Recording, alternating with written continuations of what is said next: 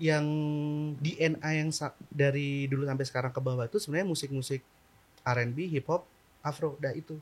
Karena dulu waktu ngeresiden tempatnya kan bar tuh. Jadi kita nguliknya musik-musik R&B, hip hop, terus turunan dari itu. Jadi sampai sekarang pun mungkin masih ke bawahnya seperti itu.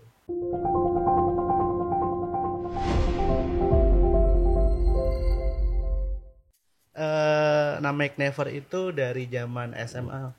Dari mungkin 2000 berapa ya SMA ya? 2009 10-an. Nah itu tuh kayak nama keren-kerenan Facebook gitu. Jadi sebenarnya Make Never itu kalau dibalikkan revenge. Nggak kepikiran. Tapi X-nya bukannya G-nya 2? Ada satu aja. Ya. Iya.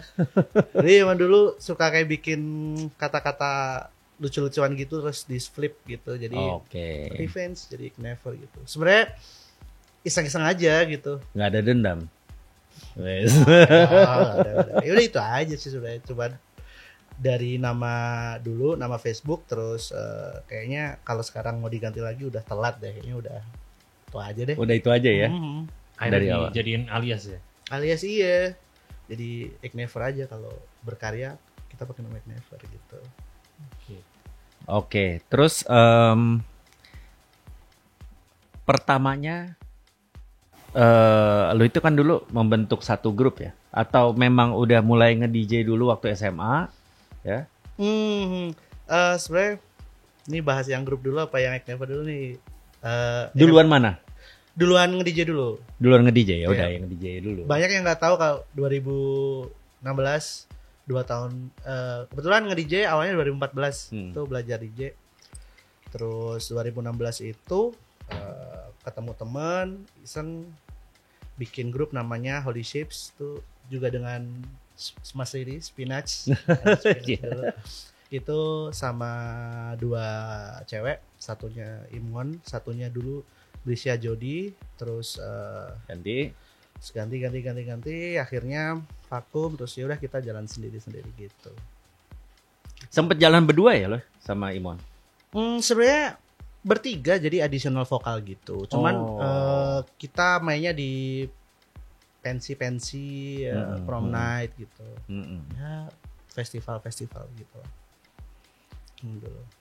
Terus lanjut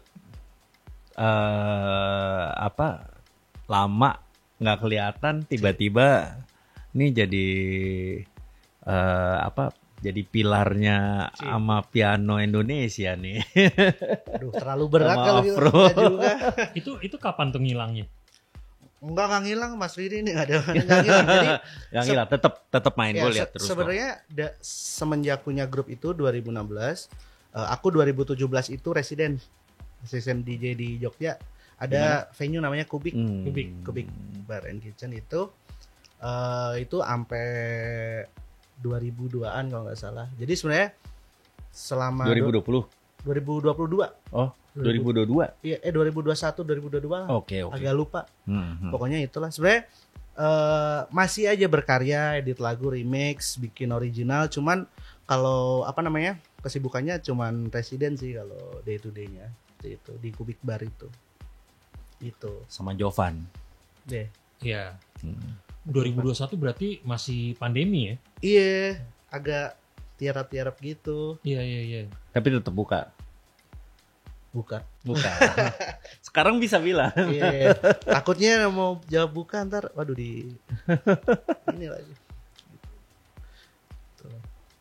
Terus setelah itu dari Kubik setelah dari itu 2002 berapa ya Kubik tutup tuh 2021 ya 2021 Kubik tutup itu nggak ngambil residen lagi jadi full nge-gigs antar kota aja kayak gitu tapi tetap berkarya. Mostly lu mainnya di mana?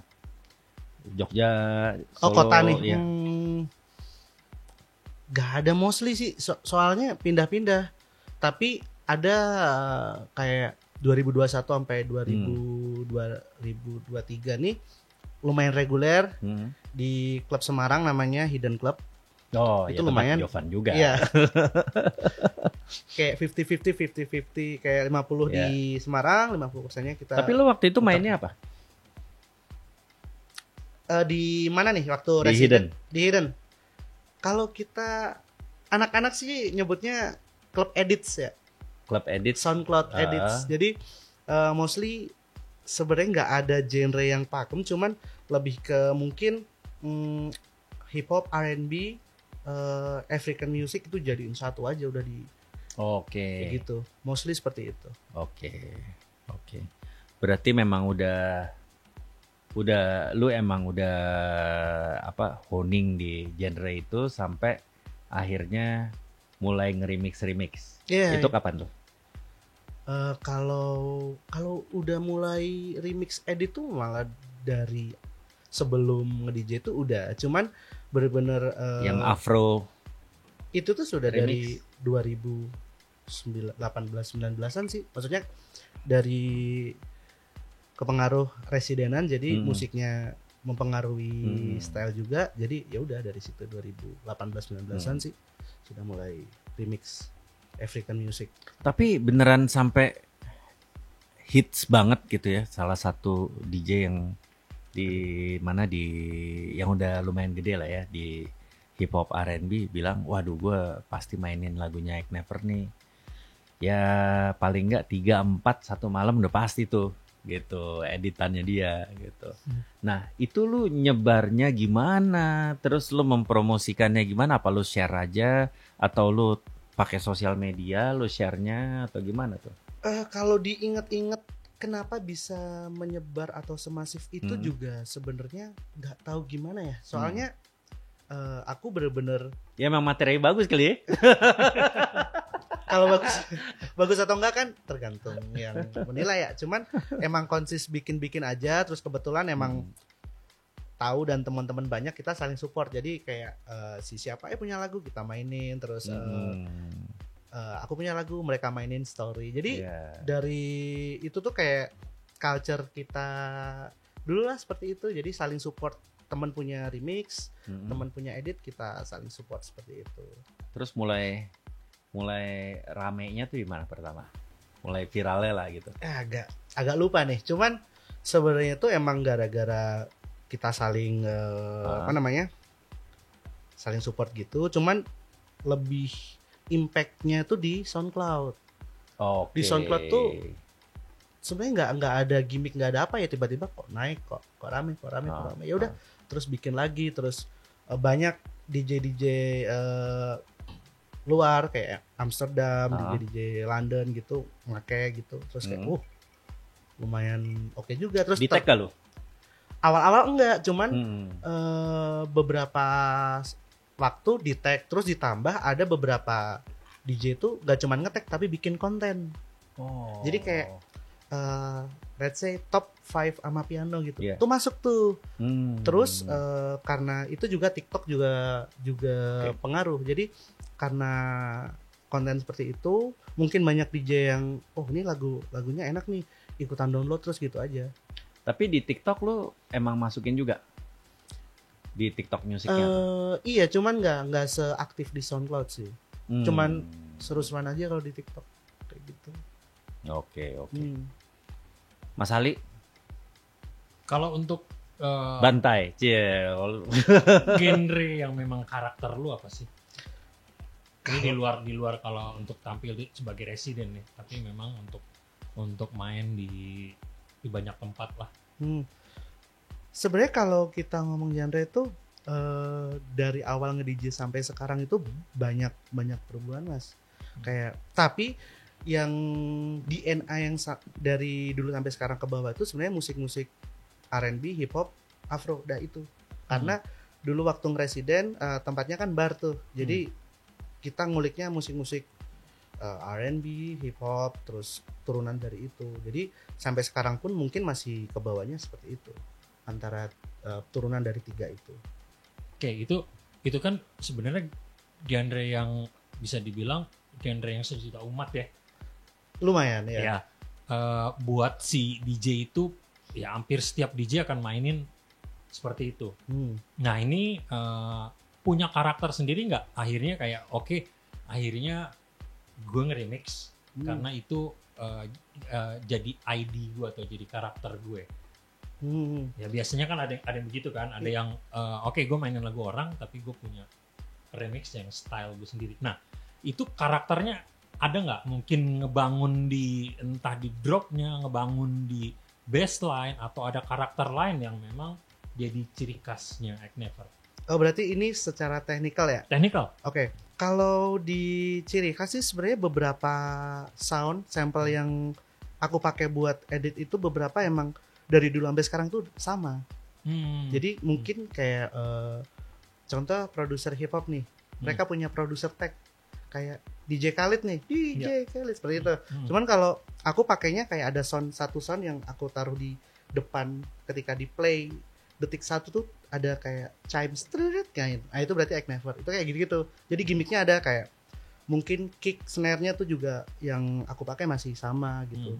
Cuman kalau itu kan masalah sound. Kalau untuk masalah patternnya juga ada. Yang penting kalau bikinan mungkin under Egg Never itu ada apa ya? Ada karakteristik simple kayak gitu. Groovy tapi simple gitu aja. Nggak ada yang gimana-gimana sih. Iya. Karena kan kalau mainin musik yang hampir semua orang mainin kan memang harus punya karakter kan. Gitu. Terus kalau untuk secara playlist kayak gimana ngebangunnya?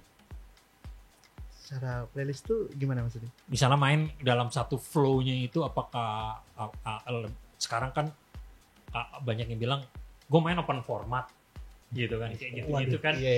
Itu sebutan itu genre loh sekarang. Bisa gak mainnya open format ya lah? Kalau sebelumnya kan orang bilang mess up. Iya. Kalau sekarang open format. Sama lah intinya. Iya. Ya mau bilang mambo jambo pun juga sebenarnya sama aja gitu. Cuman nah itu dia. Karena gini, gue kalau ngelihat dan ngedenger DJ yang main open format sebenarnya itu kan kayak apa sih ngebedain lu sama DJ open format lainnya? Gitu kan. Mungkin secara teknis tadi lu udah bilang ya, secara teknis ada gitu. Tapi kalau secara musikalitasnya atau hits yang biasa dimainin atau apa sih genre yang lebih banyak dimainin dalam satu frame? Nah, karena kebiasaan Resident dari 2017, jadi kayak kalau dibilang frame nggak pernah ada frame. Even itu festival pun mainnya ngacak gitu. Jadi bener-bener lagi pengen main ini nih, lagi abis download editan yang baru ini nih, atau kita dapat unreleased dari temen nih, jadi kita mainin. Jadi kalau dibilang playlist itu tiap tempat hampir beda, kocokannya beda, lagunya beda seperti itu. Cuman balik lagi kayak dalam satu event atau dalam permainan itu nggak keluar dari 3 tadi, jadi hip hop, R&B dan African music. Jadi nggak sampai yang tiba-tiba trance gitu. Maksudnya nyebrangnya tuh nggak, kalau open format kan nyebrang nggak sih? Nggak tahu sih, nggak terlalu paham. Ada yang nyebrang banget. Iya. Ada. Bahkan bisa nyampe ke BPM yang sangat beda, ada. Kalau BPM itu sih ya sih. Ya kalau BPM nyebrangnya sih pasti nggak masalah, soalnya ketika pernah nih waktu festival DJ sebelumnya tuh main, let's say main trap gitu kan, terus aku lanjutin drum and bass, itu masih nyebrang tapi masih dalam ranah yang aku bisa gitu. Maksudnya nggak yang gimana ya, soalnya jarang banget main EDM, jadi nggak nyentuh ke sana sama sekali kayak gitu. Jadi nggak main elektro, nggak main progresif, tapi nyebrangnya tuh ke nyebrang musik urban lah gitu. Hip hop, R&B mungkin masih satu lingkar ya. Iya, masih senyambung itu, walaupun mungkin bisa disebut mambo jambo atau apa, tapi nggak yang mungkin nih lagi main let's say apa ya, funk atau hip hop gitu, terus tiba-tiba masuk ke pop Indonesia, nggak seperti itu. Jadi nggak serandom itu ya. Iya, nggak serandom itu. Kayak gitu. Nah, pernah nggak punya pengalaman di satu tempat, di satu acara udah ngeluarin macam-macam karakter, udah ngeluarin berapa genre tapi belum dapet nih crowd nih? Pernah dong, pernah. Nah. Sebenarnya Kalau nggak pernah bukan DJ. iya, pernah. Tapi sebenarnya itu udah kedebak dari awal karena kita lihat venue-nya seperti apa. Kadang tuh beberapa venue manggil DJ tuh dikiranya semua DJ tuh memainkan hal yang sama. Iya, benar. Iya kan? Padahal enggak juga gitu. Walaupun kita bisa mungkin ya itu open format cuman tetap beda sama A sama si B seperti Iya, itu. benar. Jadi ketika aku udah berusaha sekuat mungkin tapi crowd-nya nggak kena, yang penting sudah berusaha untuk menghibur seperti itu. Mungkin crowd-nya berekspektasi aku bermain apa tapi ternyata itu gitu. Iya. Ya sudah gitu. Yang penting sudah berusaha. Tapi tetap lanjut ya main. Lanjut aja. Soalnya biasanya ada yang gitu langsung tiba digeser sama residen. Oh, di-cut gitu ya. Waduh. Untungnya belum pernah sih. Ah. Belum sampai di-cut sih. Belum. Gitu. Oke. Berarti lu baik banget. Mungkin. Jadi Hah? Tapi emang sih kalau jadi lu nggak main house sama sekali ya? House seperti apa dulu nih? Bass house gitu main? Bass house enggak? Enggak. Enggak. Tech house? Mentok mungkin tech house. Cuman tech house-nya pun tech house kan juga Mas Diri tahu sebanyak itu kan. Iya. Ya tech house yang aku banget lah gitu. Yang masih nyerempet sama genreku tadi. Oke. Seperti itu. Terus kan banyak banget nih ya yang istilahnya lu kan base-nya nih nggak di Jakarta. Iya. Tapi lu tembus nih. Lu ada di circle Jakarta nih sekarang. Gitu ya. Congratulations. Apa yang apa ya istilahnya lu struggle-nya gimana dan apakah itu yang memang lu mau? Kemudian opportunity-nya itu datang karena pertemanan atau opportunity-nya itu memang datang karena lagu lu udah viral gitu. Nah itu mana yang duluan dan lu boleh bisa cerita gak sedikit. Ini kan interesting nih menurut gue. Lu dari base-nya di Jogja, lu residen di situ gitu, banyak mainnya di circle-nya di situ. Tiba-tiba datang ke Jakarta. Sebenarnya dari pertanyaan Mas Kris sendiri tadi sudah di breakdown ya, maksudnya pertemanan dulu atau karya dulu gitu, itu emang seperti itu. Jadi walaupun base-nya di Jogja, tapi kita connect juga nih sama teman-teman dari Jakarta, dari Bali, even dari luar Jawa juga, maksudnya tetap connect-connectan, apalagi dengan base residen dan produser itu koneksinya oke lah gitu. Terus mungkin ditambah aku punya karya yang cocok buat mereka, jadi ya udah saling membantu lah ketika banyak koneksi, terus kita punya karya jadi lebih gampang kayak gitu. Gitu sih. Berarti koneksi duluan. Kalau case-nya ini koneksi duluan. Oke, jadi koneksi untuk mungkin yang lain juga butuh belajar nih ya gitu. Punya materi bagus tapi bingung mau diapain gitu. Ya mungkin memang harus dilebarkan dulu ya gitu ya. Koneksinya, network, support sistemnya kayak gitu ya. Iya. Terus apa ya? Pastinya tetap produce musik, baru mungkin lu dapat opportunity-nya. Nah, opportunity pertamanya itu kapan sih? Yang mulai dapat kayak regularity-nya nih. Gua bukan ngomongin yang 1 gig atau 2 gigs yang lu dapat gitu. Maksudnya ini kan lu lumayan sering nih. Kayak kemarin lu main di rave yang lumayan besar gitu. Terus hari ini mau main di tempat kita di Bov gitu. Nah, sebenarnya kalau mungkin kalau dijelasin itu bisa jadi kayak domino effect gitu Mas. Jadi karena seenggaknya dari dulu nih dari ke Jakarta jarang-jarang, cuman dulu juga kayak membangun koneksinya dikit demi sedikit, tapi kenal orang. Jadi ketika mungkin ada yang pernah dengar nama Ick Never, seenggaknya nggak yang kayak pernah dengar gitu loh. Seperti itu mungkin.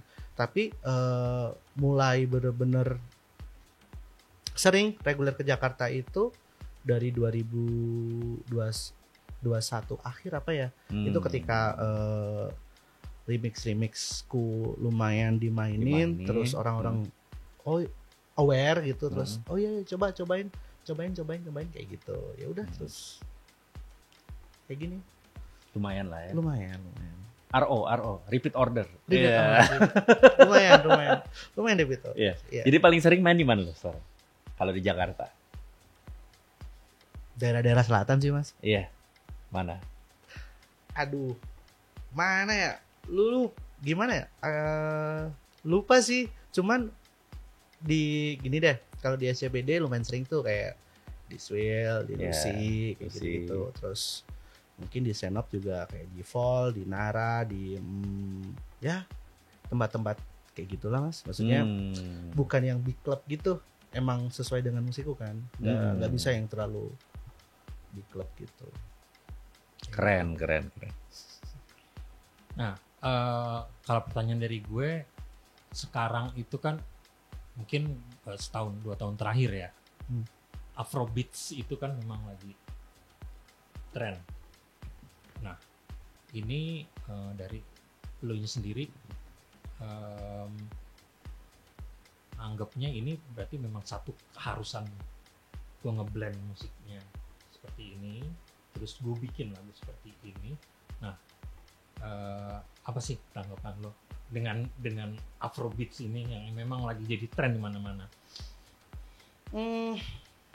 Gimana ya? Kalau untuk masalah itu, balik lagi dari dulu Resident itu emang udah ngulik 3 part itu, jadi kayak hip hop, R&B sama African lah, Afro dan turunannya. Jadi mungkin ketika sekarang lagi trennya naik, jadi apa yang aku kulik itu mungkin emang lagi naik juga kayak gitu. Jadi ya udah, sebenarnya bukan aku bikin bukan karena tren nih, ini tren, karena emang aku suka aja seperti itu. Jadi ada momentumnya juga, ya udah disikat, jadi kayak pas aja gitu loh. Jadi memang sebelumnya udah bisa prediksi ya, dan kebetulan memang akhirnya jadi tren gitu kan. Kalau dibilang prediksi sih enggak juga, cuman emang karena suka ya, jadi kayak sebenarnya kalau ngeluarin musik tuh kalau udah suka ya udah dikeluarin aja. Ternyata trennya masuk, ya udah gas aja gitu. Walaupun kita nggak tahu kan, ini maksudnya tren kan pasti cycling terus kan, nggak tahu kapan berapa tahun lagi akan gitu. ada masanya. Iya, itu pun juga yang aku produksi juga cycling terus juga. Jadi sama-sama cycling, mana yang kena gitu. Jadi jarang bener-bener satu genre. Kita ngomongin genre kan ya. Iya. Jarang satu. Tapi stylenya mungkin sama, tapi trennya berubah, ya udah kita ikutin aja seperti itu. Ya, terus sekarang lu main di, katakanlah sekarang kebanyakan audiens lu adalah Gen Z. Iya kan? Nah, tahu nggak sih kira-kira tuh sebenarnya si Gen Z ini mengerti musik,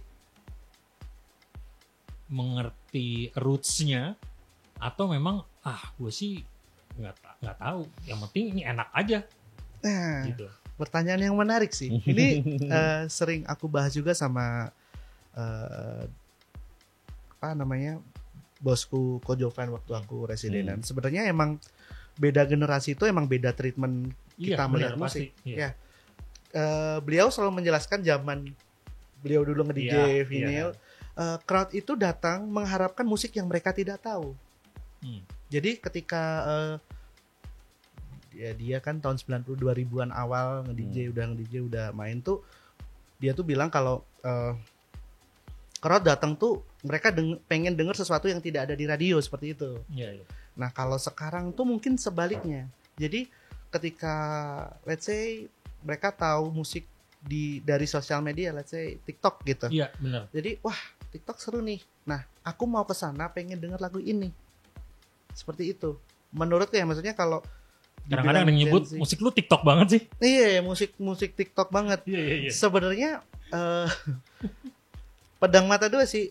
Gak semua musik TikTok itu jelek, gak semua musik TikTok itu bagus juga, tergantung kita milihnya gitu. Soalnya beberapa kayak aku awal-awal bikin Amapiano, aku cari referensi di TikTok juga karena banyak DJ Afrika yang main TikTok yang dia roots banget tapi main TikTok, jadi kita bisa tahu kayak gitu.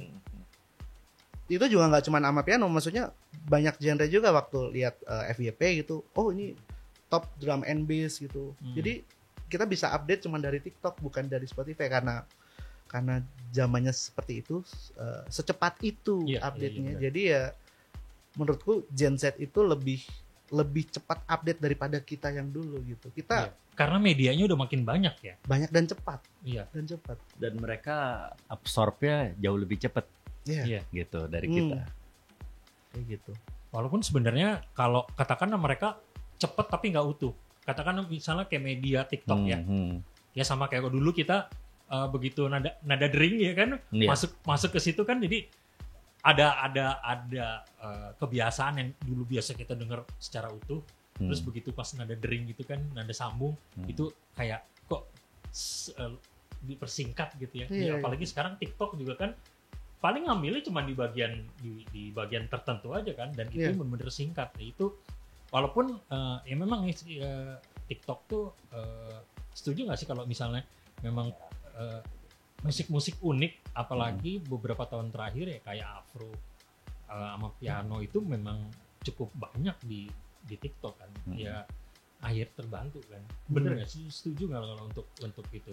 Sangat setuju, dan tidak hanya musik Afro dan Amapiano. Maksudnya aku lihat beberapa DJ yang legend di let's say drum and bass gitu, dia viral lagi gara-gara TikTok gitu, padahal udah legend lah, sudah berumur tapi musiknya masih relevan di TikTok gitu. Padahal bukan musik-musik TikTok yang kita tahu, tapi musik-musik dulu bisa naik lagi gara-gara TikTok seperti itu. Ya seperti itu. Saat ini mungkin media yang paling ampuh kayaknya untuk mempromo itu ya TikTok ya. Salah satunya iya. Menurutku sih iya. Jadi buat produser-produser yang lagi belajar nih, menurut lo kalau lagi mau nyari referensi mendingan ke TikTok ya? Iya, tapi tergantung FYP-nya nih. Kalau FYP-nya isinya cewek-cewek juga nggak bisa. Nggak bisa ya? Iya. Ya harus. Bukannya cewek-cewek itu juga tetap butuh musik kan? Betul kan? Betul. Iya. Dan cewek-cewek itu kalau mau FYP ya dia harus pakai musik yang paling tren kan. Bener. Walaupun itu sebenarnya ya udah nggak apa-apa lah ya buat visual gitu. Iya. Yang penting tetap ada misi yang udah berhasil dijalankan dari sisi audionya kan. Iya. Betul. Gokil sih emang TikTok. Oke. Karena belajar nih kita. Kayak tadi pertanyaan gue di soal Gen Z itu memang ada beberapa teman yang bilang gila ya mas, gue main mereka nggak tahu, cuman mereka suka aja gitu. Beda kalau zaman dulu kan, kalau sebelumnya era 2000-2010 itu kan orang sangat hafal lagu, sangat hafal artisnya gitu kan. Kalau sekarang nggak tahu, bahkan DJ-nya juga nggak tahu gitu. Jadi yang penting gue enak aja gitu. Itu yang gue tangkap dari beberapa rekan yang jadi residen yang menggambarkan ini seperti itulah Gen Z. Makanya tadi gue bilang kan, pernah nggak sih interaksi sama si Gen Z? Karena pertanyaan sih itu sebenarnya mereka musikalitasnya atau wawasannya gimana sih? Gitu loh. Sama bedanya Gen Z sama millennials gitu misalnya. Nah untuk crowd Gen Z sama crowd millennials gimana? Lo kan pasti surfing all ya. Kalau aku sendiri kan masuknya milenial nih berarti. Iya. Berarti setelah Gen X dan sebelum Gen Z ya berarti ya. Kalau melihat Gen Z itu sebenarnya mereka tuh emang benar kayak mungkin tahu sedikit tapi tidak utuh. Tapi tahu sedikitnya tuh banyak. Jadi tahu banyak tapi memang tidak utuh gitu loh. Kalau mungkin generasi milenial tuh lebih ngulik. Iya. Tapi tidak secepat Gen Z untuk ibaratnya digging lagu, proses mereka tahu lagu baru itu mungkin kita sedikit bisa jadi di belakang Gen Z seperti itu. Karena mereka udah terbiasa terpapar dengan sosial media lebih dari millennials gitu kan. Iya, benar. Jadi kecepatan tangkap mereka tuh emang lebih cepat mungkin, tapi emang tidak utuh banget gitu. Lebih banyak tahu gitu. Kalau untuk masalah crowd-nya as a millennials, jadi kayak Gen Z tuh ada tipikal yang emang yaitu tadi dia ke tempat dugem terus dia berharap DJ-nya memutar lagu ini, tapi ada juga yang tipikal yang aku nggak suka nih sesuatu yang komersil, sesuatu yang pokoknya aku mau tahu yang orang nggak tahu. Ada yang seperti itu, ada temanku ada yang seperti itu emang. Jadi ini Gen Z juga bisa dipecah sama banyak tipe lah, gitu. Tergantung. Nggak bisa juga stereotype ya? Nggak bisa. Gitu. Ri? Benar. Apalagi nih next productionnya, gue ngeliat beberapa produksi lu juga ada yang edit beberapa yang house ya, collab tuh sama nggak tahu deh, yang Peggy Goo. Oh iya. Itu collab sama juga. Yang Peggy Goo Nanana itu collab sama Marco Pedro namanya. Itu temanku juga dari Filipina. Oh. Filipina. Dia roots-nya sama, stylenya mirip. Jadi ketika ngobrol kita collab, let's gitu. Nah, terus editnya tapi tetap house. Itu bukan house ya Mas, itu Afro house sebenarnya. Afro house. Makanya secara tempo. Jadi lu kalau misalnya Afro house tetap lu mainin di mainin. Asik. Jadi nyebrang tapi masih dalam satu ini lingkar lah. Masih circle-nya itu aja. Iya. Berarti moodnya lu tone down ya itu ya lagu itu. Iya lebih nggak berisik. Iya. Tetap groovy tapi nggak berisik seperti itu. BPM berapa? Ibo 118. Kalau yang Nanana itu yang Afro House itu 131. Wow. Iya. Wow. 131. Kemarin malah bikin UKG. Oh UKG ya. Itu 140 apa ya? Ya. Kayak gitu. Jadi tempo tuh nggak jadi batasan. Gas aja berapa aja. Dasarnya lu nentuin tempo, groove-nya aja di mana gitu. Nah ini bagus nih pertanyaannya. Kadang tuh emang bener-bener by groove. Atau kita dengerin dulu kalau ada vokalnya nih, ini ngaruh nggak nih kalau ketika terlalu jauh lu tarik ya? Iya kalau terlalu cepat nyanyinya juga hilang, terlalu lambat juga. Iya. Nah jadi emang kita harus cari sweet spotnya di mana. Oke. Gitu. Nyari sweet spotnya. Oke. In the future lu bakal tetap di genre ini atau mungkin akan tergoda untuk mulai evolusi ya? Evolusi maksud gua, bukannya tergoda untuk kayak pindah bass ya gitu. Ini aja kayak 6 bulan terakhir udah jarang bikin nama piano gitu. Karena emang lagi demen ngulik-ngulik tempo-tempo 130, 140. Jadi orang-orang bilang ada yang speed house, ada yang UKG gitu-gitu. Lagi ngedit drum and bass juga, tapi tetap dengan sound-sound yang aku punya kayak gitu. Oke. Gitu. Oke, that's good. Ada lagi dari lu? Cukup. Terakhir, cukup? Dari gue juga cukup. Gue rasa thank you banget ya, Dam. Sama-sama. Semoga sukses ke depannya. Amin. Ya pastilah udah sukses sih. Makin sukses. Amin. Semoga sukses. Pindah Jakarta aja deh gitu ya. Bantuin gue gitu. Iya, sabi. Boleh. Ada pesan terakhir buat produser muda yang mungkin sama rural DJ yang mau tembus Jakarta? Tips and tricksnya apa? Yang jelas tetap berkarya, jangan takut buat beda, ini buat produser awal-awal jangan takut jelek, karena pasti jelek, jadi terus bikin aja gitu sampai bagus. Terus bikin lagu yang disuka aja, jangan lihat orang lain gitu. Ya boleh lah cari referensi, cuman balik lagi kalau kita nggak suka ngapain kita bikin lagu itu, seperti itu. Betul. Itu aja sih. Betul banget tuh. Pokoknya konsisten aja. Dan konsisten harus memperbaiki. Iya, itu dia. Oke. Cukup sekian. Thank you udah udah nonton kita. See you in the next episode of Liquid Lounge. Gue Riri, Ali, Gue Ali The Beat. dan Adam signing out. Peace.